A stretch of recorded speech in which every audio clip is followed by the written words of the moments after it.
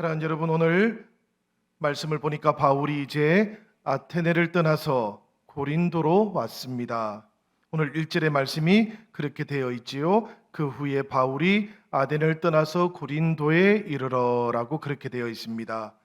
바울 선교 당시에 우리가 보통 그리스의 북쪽 지역을 마케도니아라고 그렇게 불러요. 그리고 남쪽 지역은 우리가 우리말 성경에는 아가야라고 되어 있고요. 아카이아라고 그렇게 불렸습니다. 이 아가야 지역의 수도가 어딘고 하면은 바로 지금 바울이 도착한 고린도였어요. 여러분, 그러면 저 그리스 북쪽의 마케도니아의 수도는 어디였습니까? 이래가지고 성경 퀴즈 할 수 있을지 몰라요.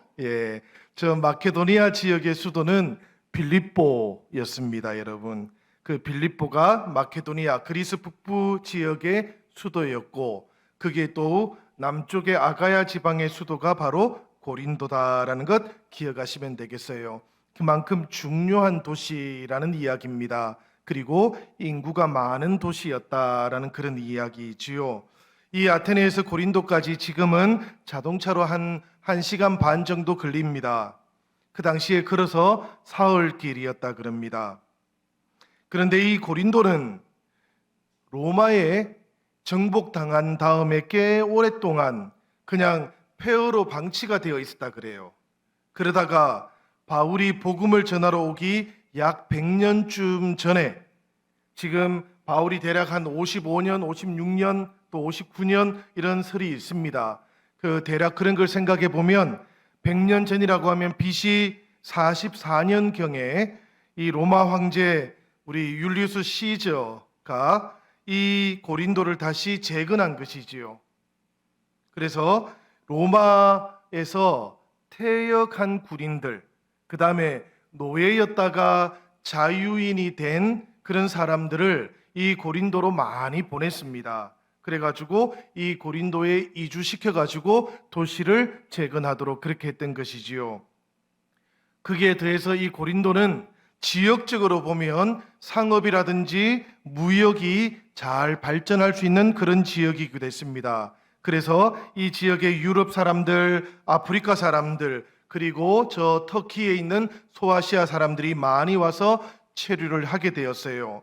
이 고린도에는 온갖 말들이 혼잡하게 사용이 되었다 그럽니다. 특별히 우리가 이 고린도 전후서를 볼 때 거기에 고린도 교회의 방언의 문제가 심각하게 생겼던 이유도 바로 이런 배경 때문이에요.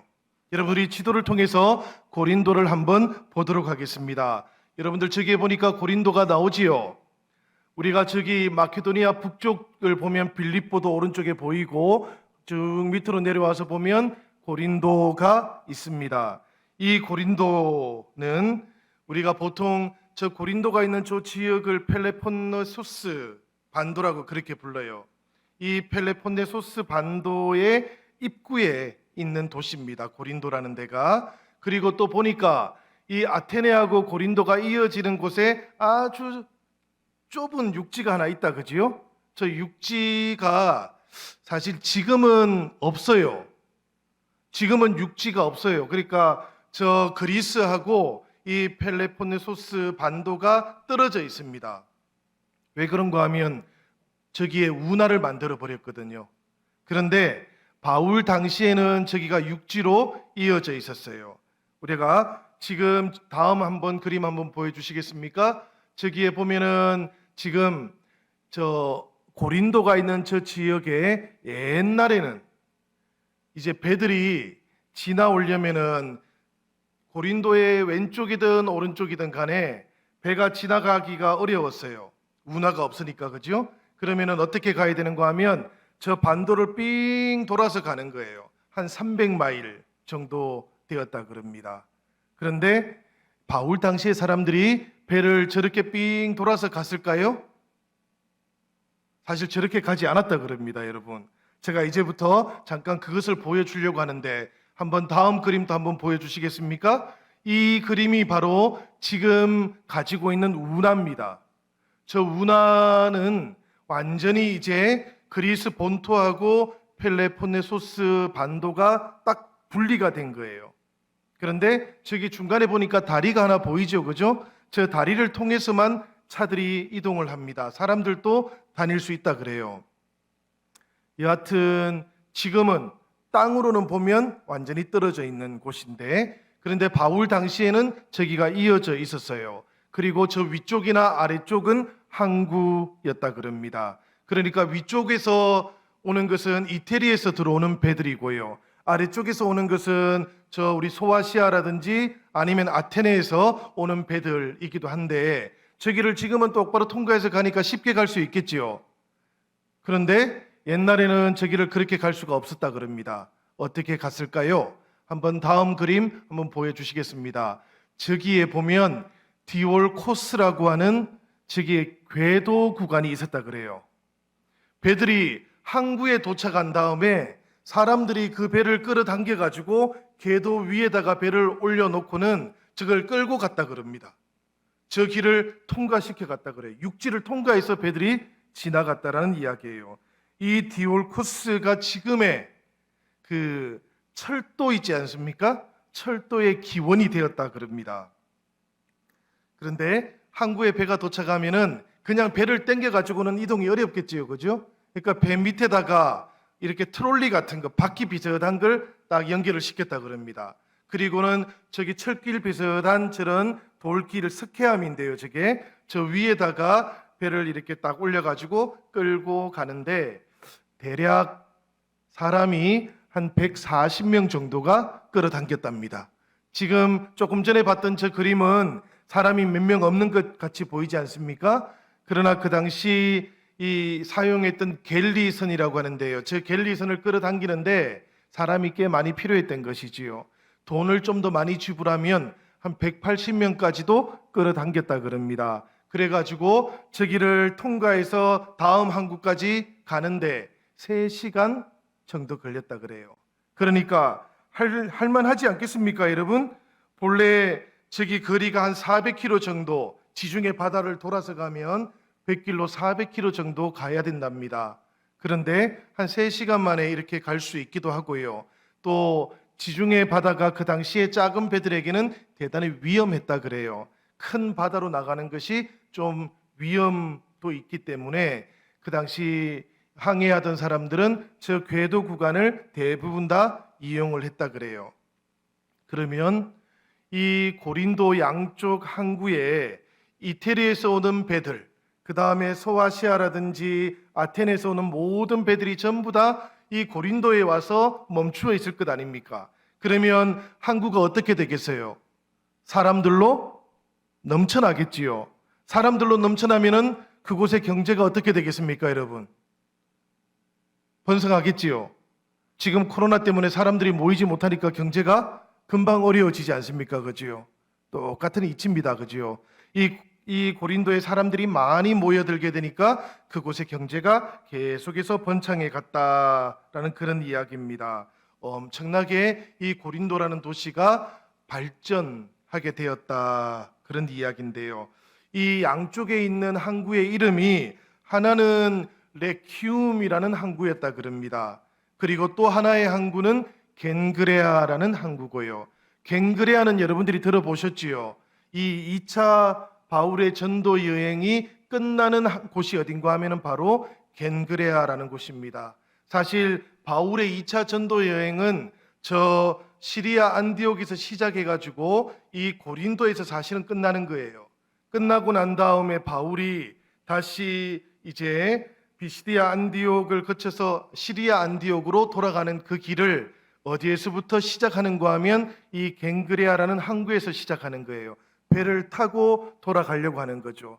그래서 곧바로 가지는 않고요, 그 중간에 있는 에베소를 거쳐가지고 다시 배를 옮겨 타고 이제 시리아 안디옥까지 가는 겁니다. 그러면 2차 전도여행이 끝이 나는 거지요. 그러니까 우리가 지금 고린도에 도착한 바울을 본다라는 것은 곧 2차 전도 여행의 마지막 종착지를 본다, 그런 의미도 있습니다, 그지요? 이 고린도에는 뱃사람들이 많이 오니까 거기에 그리스 신 중에 누가 있었겠습니까? 바다의 신이 누구죠?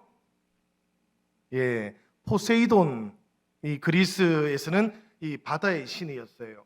그러니까 이 고린도에는 포세이돈을 숭배하는 전통이 남아 있기도 했습니다. 그리고 이곳에 오면은 사람들은 저렇게 배를 맡겨 놓은 다음에 끌고 가지 않습니까? 그러면 배 사람들은 반드시 포세이돈 신전에 가가지고 그곳에서 제사를 지냈다 그래요. 복음이 전해지기가 참 어려운 곳입니다.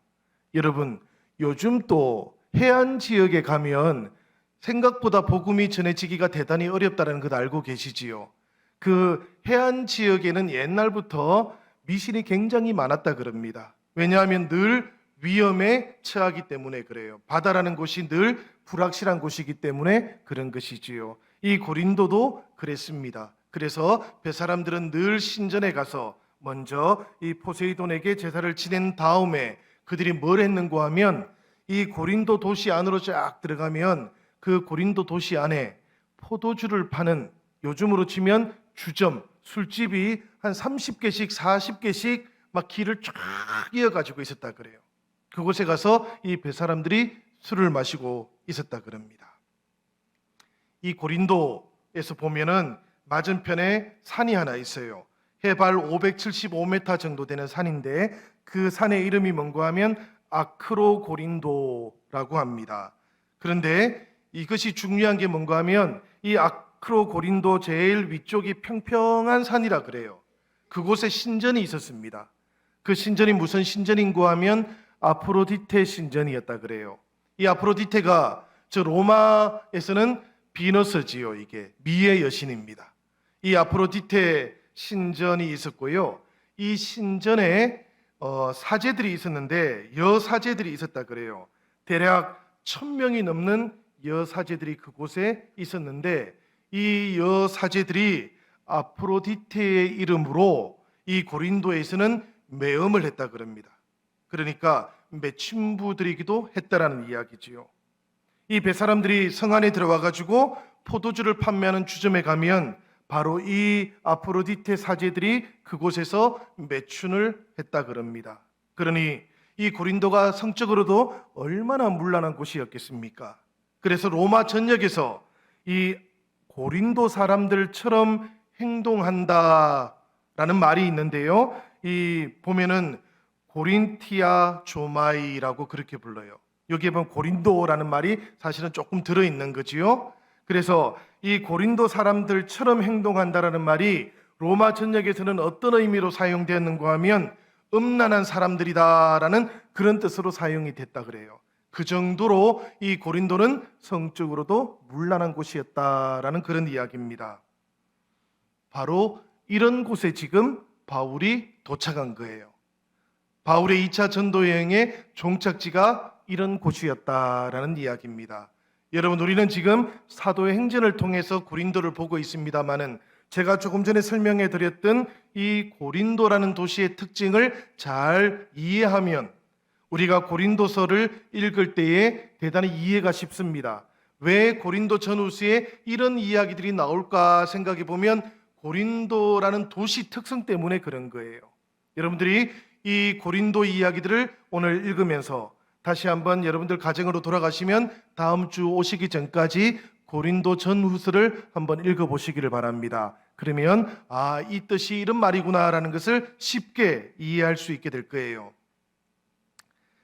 바울이 이런 고린도에 도착했는데요. 바울은 지금 누구랑 같이 왔을까요? 저 아테네에서 고린도로 올 때 누구랑 같이 왔을까요? 성령님과만 같이 왔습니다. 아무하고도 같이 오지를 못했어요. 왜 그런가 하면 본래 같이 이동을 해서 쭉 다녔던 동행들이 있었지요. 그죠? 그 가운데 누가 있었습니까? 실라와 디모데가 아테네까지는 같이 있었어요.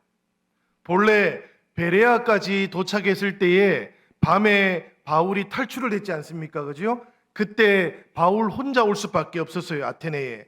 그리고 나서 한 8일에서 10일 정도 후에 이곳에 이제 디모데도 도착했고 신라도 도착을 한 겁니다. 그래서 아테네에 같이 머물러 있다가 다시 바울이 실라와 디모데를 저 마케도니아로 다시 보냈던 거예요. 우리가 추측하기로는 디모데는 베레아나 또 이쪽으로 보냈을 것 같고요. 실라는 데살로니가로 보냈을 것 같습니다. 여하튼 이렇게 두 사람을 다시 그곳에 있는 교회들에게 보낸 다음에 바울은 혼자서 지금 고린도에 도착했던 거예요. 생각해 보면 이 엄청난 도시, 엄청나게 크고 이 아가야 지역의 수도였고 사람들도 많았고요. 국제적인 도시였던 그곳에, 그리고 성적으로도 문란했고 또 그리스의 신들을 그렇게 숭배했던, 우상 숭배로 넘쳐났던 그곳에 바울이 지금 혼자 도착했다. 걸어서 왔던 것이지요. 그런데 여러분, 오늘 말씀을 보니까 하나님께서는 바울을 이 고린도에서 홀로 사역하도록 그렇게 하지는 않으셨습니다. 그지요? 오늘 말씀에 보니까 그곳에 이미 하나님께서 예비해 놓으신 동력자가 있었어요. 우리 2절과 3절의 말씀 같이 한번 읽어보도록 하겠습니다. 다 같이 읽겠습니다. 아굴라라 하는 본도에서 난 유대인 한 사람을 만나니 클라우디오가 모든 유대인을 명하여 로마에서 떠나라 한 고로 그가 그 안에 브리스길라와 함께 이달리아로부터 새로 온지라. 바울이 그들에게 가매 생업이 같으므로 함께 살며 일을 하니 그 생업은 천막을 만드는 것이더라. 이 말씀 속에 보면 여러분, 요곳에 누가 있었다고요? 아굴라가 있었고 브리스길라가 있었습니다. 그지요? 우리가 간혹 가다가 성경에 보면 브리스가라는 이름을 가진 여성도 한 분 나오는데 이 브리스길라가 브리스가입니다. 그래서 이 아굴라하고 브리스길라가 이 고린도에 이미 먼저 와 있었던 거예요. 이 아굴라라는 사람은 원래 소아시아의 저 폰투스 출신입니다. 그리고 브리스길라는 로마 귀족 가문 출신이에요. 이 두 사람이 어떻게 만나서 부부가 됐는지 우리는 알지를 못해요. 사실 우리가 추측하기로는 아굴라는 유대인이지만 로마에서 노예로 있다가 자유인이 된 사람이라고 추측을 합니다. 그리고 브리스길라는 로마의 유명한 귀족 가문의 성이에요, 이게. 그래서 브리스길라는 아마도 로마 귀족 출신일 것이다라고 우리는 추정을 합니다. 두 사람이 어떻게 만났는지 알지를 못해요. 그런데 이 로마에서 AD 49년경에 이 두 사람이 강제로 로마를 떠나와야 됐습니다. 그 당시에 로마 황제 클라우디우스가 유대인 추방령을 다 내려버렸기 때문에 그래요. 역사가 수에토니우스라는 사람이 있는데 이 사람이 전하는 이야기에 따르면 로마에서 유대인들끼리 갈등과 분쟁이 계속 있었답니다. 그 무렵에. 이유는 크레투스 때문이었다 그래요. 이분이 적어놓은 내용이 그렇습니다. 학자들은 오늘날 이 크레투스가 바로 그리스도를 뜻하는 로마어라고 그렇게 생각을 합니다. 그러니까 로마에서 유대인들 사이에서 그리스도를 믿는 문제 때문에 계속해서 갈등이 생겨났다는 이야기지요. 그리고 이 유대인 공동체에서 그런 갈등이 생겨나니까 황제가 이 로마에서 분쟁이 생기거나 소요가 생기는 것이 싫어서 이 로마에 있는 모든 유대인들을 전부 다 추방시켜 버렸던 거예요. 그게 AD 49년이었던 겁니다. 그때 이 아굴라와 브리스길라가 어디로 왔는고 하면 바로 고린도에 도착했다라는 이야기예요. 그리고 그때부터 바울이 도착할 때까지 한 2년 가까이 이곳에 먼저 와서 머물고 있었다라는 그런 이야기입니다. 바울은 대략 연도로 치면 AD 한 51년경에 이곳에 도착했을 거라고 우리들은 그렇게 추정을 하고 있습니다. 그런데 여러분, 우리가 고린도전서 2장 3절에 보면 바울이 고린도 교회에게 나중에 이제 편지를 보내게 되는데 에베소에 있을 때 편지를 보내거든요. 근데 그때 이런 이야기를 합니다. 우리 같이 한번 읽어보겠습니다. 다 같이 읽겠습니다. 내가 너희 가운데 거할 때에 약하고 두려워하고 심히 떨었노라. 바울이 이렇게 고린도 교회에 이렇게 편지를 보내는 거예요. 그러니까 고린도 교회의 사람들과 함께 있을 그때에 바울이 마음에 대단히 힘드는 게 있었다는 이야기입니다. 그 지역에서 선교하는 것이 쉽지 않았다는 이야기예요. 때로는 두려웠다라고 그렇게 이야기하기도 하는데요. 이 말씀과 연관을 시켜보면 바울은 고린도에 있는 동안 힘든 사역의 시간들을 맞이했던 것이지요. 도착했을 때부터 그랬을 거라고 우리는 추정을 합니다. 그런데 바로 그때 하나님께서 바울에게 가장 귀한 동역자를 준비해 놓았다라는 겁니다. 바로 아굴라와 브리스길라를 예비해 놓았던 것이지요. 성경을 통해서 가장 좋은 동역자가 누굴까? 이렇게 물어보면 여러 이름들이 나오는데요. 그런데 목회자들은 브리스길라와 아굴라 같은 동역자가 있으면 제일 좋겠다라는 대답이 제일 많다고 합니다. 성경을 통해서 보면 이 브리스길라와 아굴라는 고린도에서 바울과 계속해서 1년 6개월 가까이 동역을 한 다음에 이제 2차 전도행이 끝나고 돌아가는 그 길에서 다시 에베소에 머물러 있으면서 이 브리스길라와 아굴라는 에베소 교회를 든든하게 세웁니다. 그리고 그곳에서 아볼로, 사실은 아폴로입니다. 그 이름이. 이방인 아폴로를 또 다시 교육을 시키고 제자 훈련을 시켜가지고 이 아폴로를 고린도로 보내요. 그리고 이 고린도 교회를 다시 또 돌보도록 하고 자신들은 에베소에서 계속해서 교회를 돌보거든요. 이런 동역자가 있으면 좋겠다라는 그런 마음들을 가지는 것이지요. 하나님께서 이 힘들고 어려운 고린도 그곳에 바울이 도착했을 때 이런 동역자를 예비해 놓으셨다라는 그런 이야기예요. 그러니까 여러분 한번 생각을 해보시기를 바라요. 도대체 왜 로마에서 추방당했던 아굴라와 브리스길라가 자신의 고향이었던 저 폰투스 그곳으로 가지 않고 고린도로 갔을까? 또 왜 그들은 천막을 제조하는 사람들이었을까?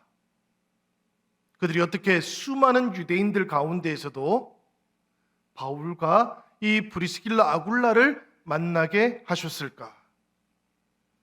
바울과 아굴라의 업종은 어떻게 같을 수가 있었을까?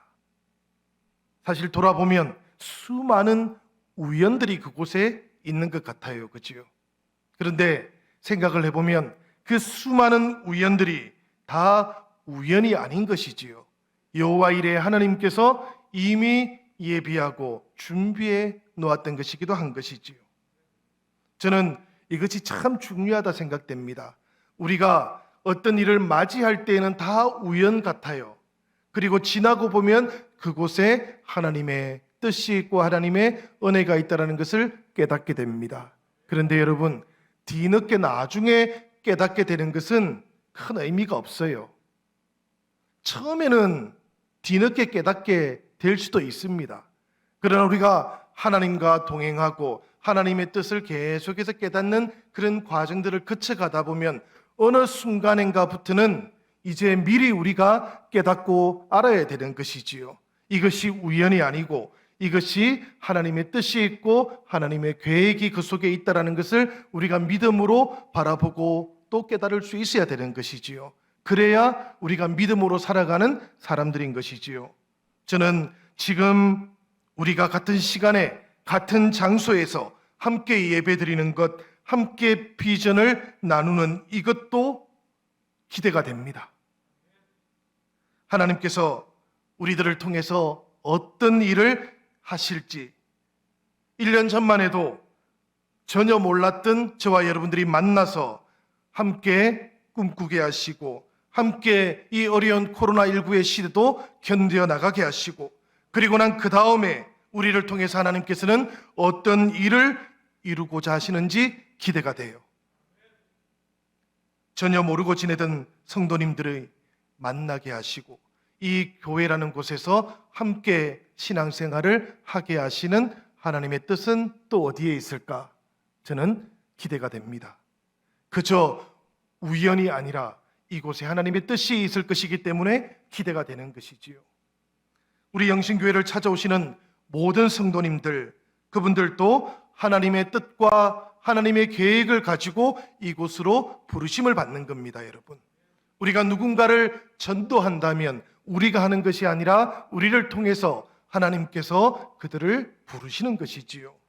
그래서 이 영신교회에 오시면 누구라도 이곳에서 하나님의 뜻과 하나님의 계획을 체험할 수 있어야 되겠습니다. 그들을 통해서 하나님의 은혜가 흘러간다라는 것을 경험할 수 있어야 되겠어요. 여러분, 우리 영신교회는 은혜가 마지막으로 도착하는 종착역이 되면 안 됩니다. 누군가가 신앙생활을 시작하고 이곳에 도착해가지고 여기에서 은혜를 받고 은혜를 누리지만 더 이상 은혜가 흘러가지 않는 그런 교회가 되면 안 됩니다, 여러분. 이곳은 다시 은혜가 흘러가는 강물이 되어야 돼요. 저수지가 되어서는 안 된다는 이야기입니다. 다시 은혜가 시작되는 새로운 출발점이 되는 곳, 그곳이 우리 영신교회가 되어야 될 줄로 믿습니다. 고린도 교회는 바로 그런 곳이었어요. 바울이 하나님의 부르심을 받고 인도함을 받아서 고린도에 도착했을 때 하나님께서는 이미 브리스길라와 아굴라를 준비해 놓으셨고요. 이 브리스길라와 아굴라와 바울이 만나고 그리고 마침내 그곳에서 실라와 디모데가 만나서 마침내 이 고린도를 변화시켜 가도록 하나님께서 역사하셨던 것이거든요. 그리고 고린도를 통해서 복음과 은혜가 흘러서 온 유럽으로 흘러가도록 하나님께서 역사하셨던 것입니다. 사랑하는 여러분, 이 고린도가 아까 보니까 모든 배들이 그곳에 와서 다시 흩어지는 곳 아닙니까? 전 세계로 배들이 흩어져 가는 곳이지요.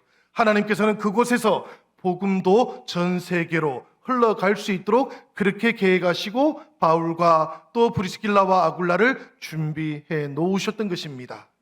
그러니 여러분, 우리 이 고린도 교회처럼 우리 영신교회도 이곳에서부터 복음이 흘러서 이 지역과 모든 곳으로 복음의 역사가, 생명의 역사가 새롭게 이어져 가고 흘러갈 수 있도록 우리 영신교회가 주님께 쓰임받는 그런 교회가 되기를 주님의 이름으로 축원합니다.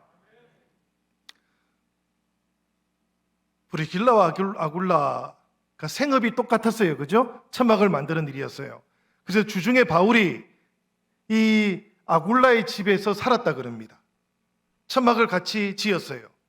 구조가 어떤가 하면 1층에는 작업실이 있고요. 위층에는 잠을 자는 곳이 있는 거예요. 그러니까 아굴라, 브리스길라 부부가 한쪽에서 있었을 거고 또 바울도 2층에 또 어느 곳인가 아마 생활을 하고 있었을 겁니다. 그리고 밑으로 내려와서 함께 천막을 만들었을 거고요.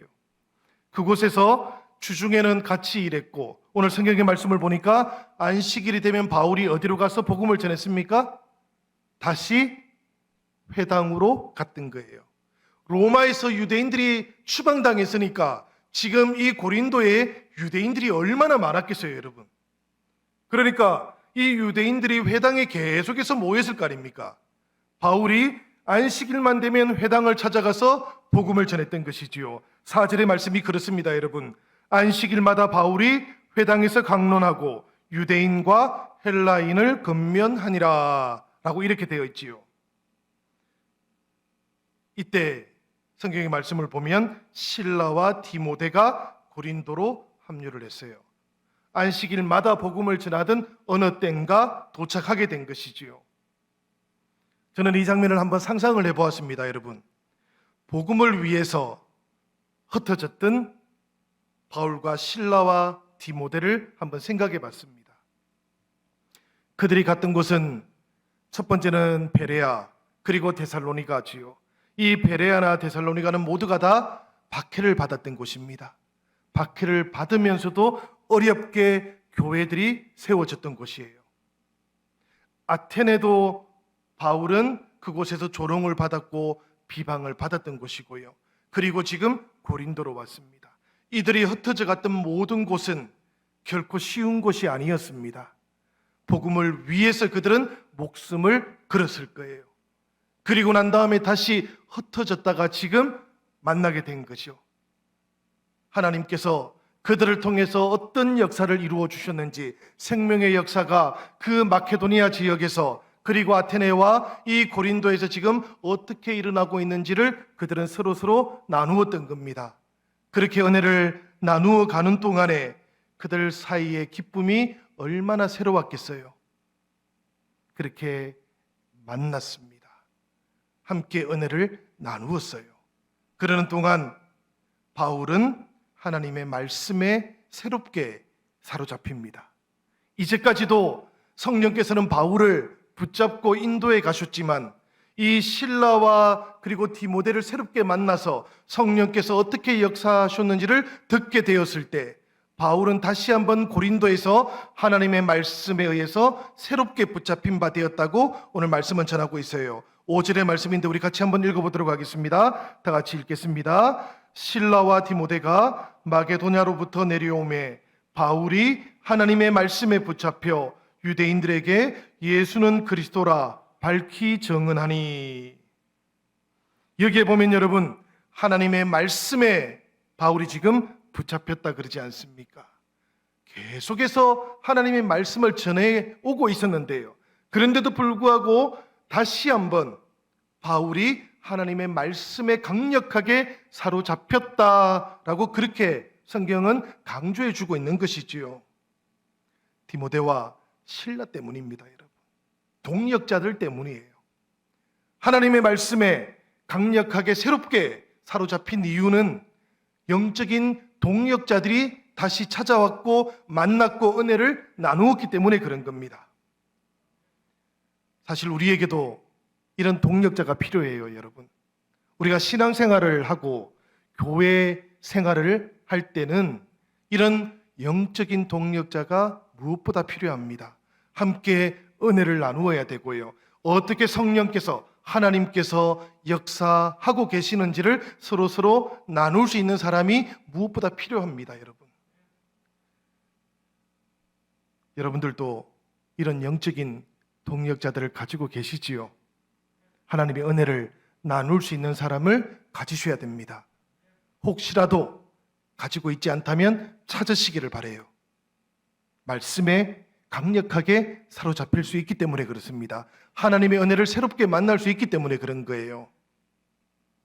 특별히 신앙생활을 하시는 동안에 내가 다른 누군가의 영적인 동역자가 되어야 됩니다, 여러분. 우리들 각자가 바울에게 저 실라와 디모데처럼 말씀에 강력하게 사로잡히고 하나님의 은혜를 전해줄 수 있는 그런 영적인 동역자가 되어야 하는 겁니다.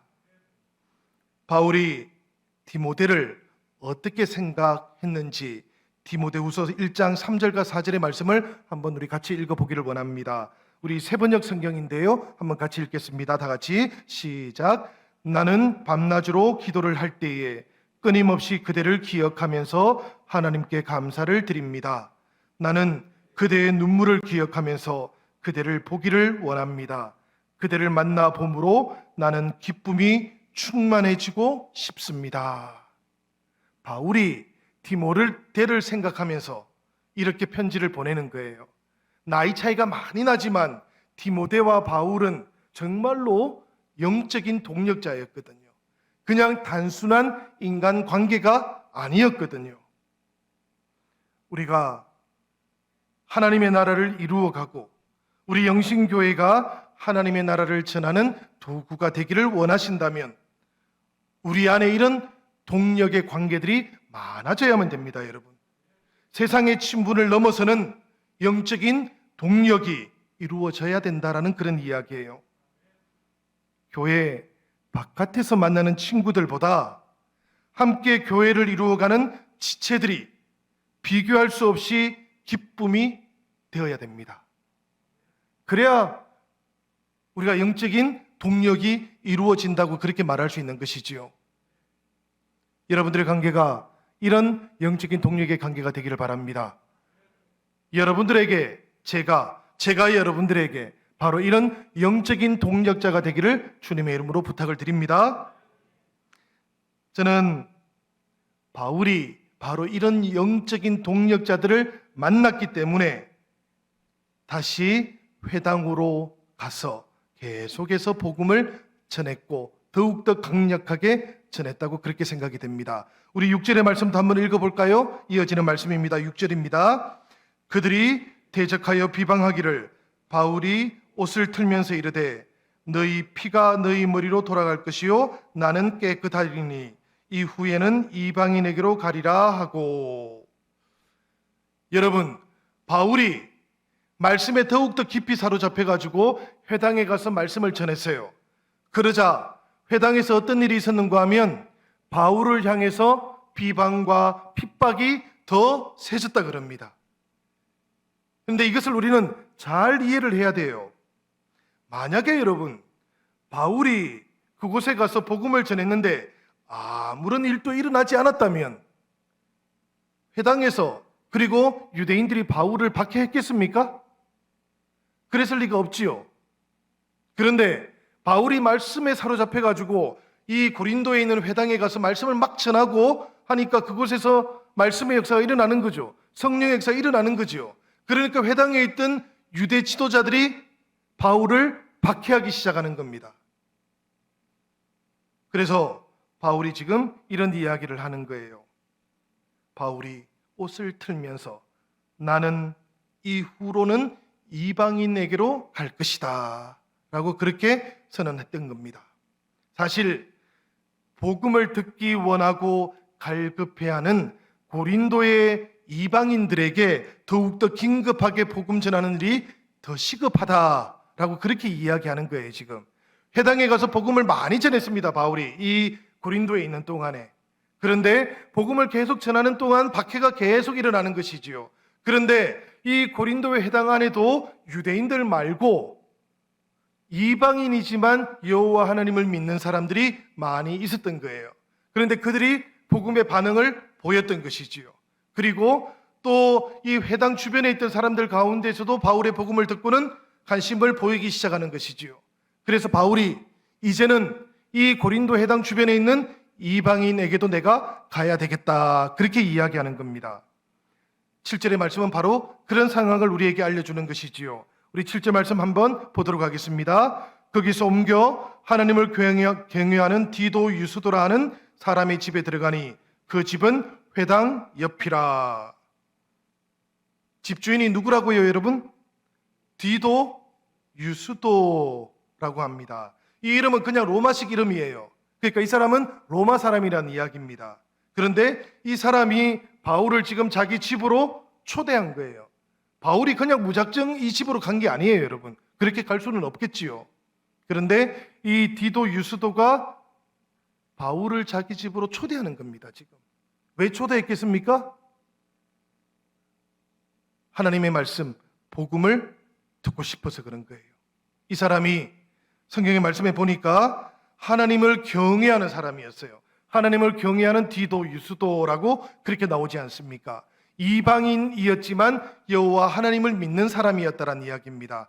그리고 바울이 회당에서 복음을 전하니까 유대인들은 믿지 않고 받아들이지 않는데 이 로마 사람이었던 디도가 오히려 귀가 열렸던 거예요. 복음이 받아들여졌던 거죠. 자기 집으로 초대했던 겁니다. 우리 집에 와서 복음을 다시 한번 말씀해 주십시오. 그래서 바울이 그 집으로 찾아갔습니다. 그리고는 이 회당 옆에 있었던 디도 유스도의 집이 이 고린도 교회에서 첫 번째 교회가 되었어요. 여러분, 성령의 역사는 때로는 우리가 예기치 않은 방식으로 일어나는 것이지요. 유대인이라고 해서 선택받은 백성이라고 해서 복음을 먼저 듣는 것은 아닙니다. 그지요? 성령께서 길을 열어주시고 마음을 열어주는 사람들에게 이 복음의 역사가 일어나는 것이지요. 그렇기 때문에 우리는 복음을 누구에게 전할까 우리가 미리 예단할 수 없는 겁니다. 어디에서 어떤 순간에 성령이 역사하는지 우리가 결정할 수 없다라는 이야기예요. 성령께서 역사하실 것을 믿으면서 때를 얻든지 못 얻든지 복음을 전해야만 하는 것이지요. 디도 유스도가 이 고린도 교회의 첫 번째 교회가 될지 그때까지 아무도 몰랐던 겁니다. 성경의 말씀을 보면 한 번 일어난 구원의 역사는 계속해서 일어납니다.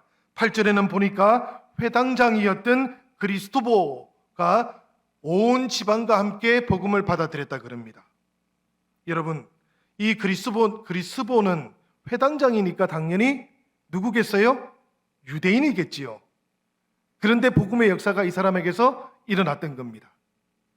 그래서 유대인들이 바울을 핍박하고 또 비방하게 되는 그 고린도에 이방인의 교회가 이처럼 생겨나게 되었던 것이지요. 하나님께서 바울 가운데 나타나셨습니다. 성경을 보니까 환상 가운데 나타났다고 그렇게 말합니다. 그리고는 성경은 이렇게 전하고 있지요. 밤에 주께서 환상 가운데 바울에게 말씀하시되 두려워하지 말며 침묵하지 말고 말하라 라고 그렇게 말씀하십니다. 여러분, 이 이야기는 뒤집어 보면 이런 의미지요. 두려워할 수 있는 상황이 지금 생겨나고 있다는 이야기입니다. 회당 옆에 교회가 생겨났으니 유대인들의 박해가 얼마나 심했겠습니까, 여러분? 회당장이 지금 회심을 하고 돌아서니 이 유대인들의 박해가 얼마나 심했겠어요. 두려워할 일이 지금 고린도에 막 일어나고 있었다라는 이야기입니다. 그런데 하나님께서 바울에게 나타나시고는 두려워하지 말라고, 그리고 침묵하지도 말라고, 말을 하라고, 복음을 전하라고 그렇게 일깨워 주셨던 겁니다. 1년 6개월 동안 바울은 그곳에서 침묵하지 않고 하나님의 말씀을 전했습니다. 1년 6개월 동안 하나님께서 예비하셨던 하나님의 백성들이 하나님께로 돌아오는 시간들이었던 것이지요. 그렇게 바울이 1년 6개월을 복음을 전하면서 이 고린도 교회에 머물러 있는 동안에 하나님께서는 바울과 동행해 주셨던 겁니다. 10절의 말씀은 바로 우리에게 그것을 알려주고 있지요. 우리 다 같이 한번 이 말씀을 읽어보도록 하겠습니다. 10절의 말씀입니다. 내가 너와 함께 있음에 어떤 사람도 너를 대적하여 해롭게 할 자가 없을 것이니 이는 이 성중에 내 백성이 많음이라 하시더라. 여러분, 이 말씀에 보면 내가 너와 함께 있겠다라고 하나님께서 그렇게 말씀하시지요. 그리고 1년 6개월 동안 하나님께서는 바울과 동행해 주셨습니다. 1년 6개월의 기간은 물리적인 의미가 아니에요, 여러분. 오히려 이 성중에 내 백성이 많이 있는데 이 백성들이 모두가 다 하나님께로 돌아오기 위해서 필요했던 시간이었던 겁니다. 그 시간 동안 하나님께서 바울과 동행해 주셨고 임마누엘로 은혜를 베풀어 주셨던 것이지요. 이런 하나님의 약속이 있고 이런 하나님의 위로와 격려가 있었기 때문에 바울은 고린도에서 자신의 사역을 마무리할 수 있게 되었던 겁니다. 사랑하는 여러분, 고린도서 4장 8절과 9절에서 바울은 이때의 경험을 이렇게 고린도 교회에게 고백하고 있어요. 이 말씀 우리 같이 한번 읽어보겠습니다. 다 같이 시작. 우리는 사방으로 죄어들어도 움츠려들지 않으며 답답한 일을 당해도 낙심하지 않으며 박해를 당해도 버림받지 않으며 거꾸러뜨림을 당해도 망하지 않습니다. 바울은 이 고린도에서 사방으로 죄어쌈을 당했다는 이야기입니다. 그리고 그곳에서 답답한 일도 있었다는 이야기예요. 박해도 받았다는 이야기입니다. 거꾸러뜨림을 당했다는 이야기입니다. 그럼에도 불구하고 바울은 그 시련 가운데에서도 자신을 지켜주시고 내가 너와 함께 하겠다라는 하나님의 은혜를 날마다 체험하게 됐다는 이야기예요.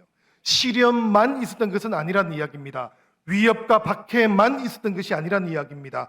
끊임없이 하나님께서 은혜와 돌보심 가운데 바울과 실라와 브리스길라와 아굴라와 디모데와 함께 동행해 주셨다라는 그런 이야기예요. 그래서 주님을 신뢰하면서 두려워하지 말고 침묵하지 않고 복음을 전할 수 있었다고 그렇게 바울은 고백하고 있는 것이지요. 사랑하는 영신성도 여러분, 우리도 주님을 신뢰하면서 두려워하지 말고 침묵하지 말고 하나님의 복음을 전하는 귀한 하나님의 백성 되기를 원합니다. 특별히 성령의 음성을 따라서 서로 영적인 힘을 주고 격려해 주는 복음의 동력자들이 되기를 바랍니다. 그러면 하나님께서 이 지역에 하나님께서 구하고자 하는 하나님의 백성들이 하나님께로 다 돌아오는 그때까지 우리와 동행하시면서 힘을 주시고 격려해 주시면서 반드시 우리 영신교회가 주님께 영광 돌리는 날을 맞이할 수 있도록 인도해 주실 겁니다. 사랑하는 여러분, 우리에게 주님께서는 믿는 자여 어찌할꼬 이렇게 물으십니다. 이 도성을 바라보면서, 이 지역을 바라보면서 주님께서는 주님께로 돌아와야 될 그 백성들을 바라보면서 믿는 자여 어찌할꼬 오늘도 물으시는 줄로 믿습니다. 다시 한번 주님의 이 염성 앞에서 결단하는 이 밤이 되기를 바랍니다.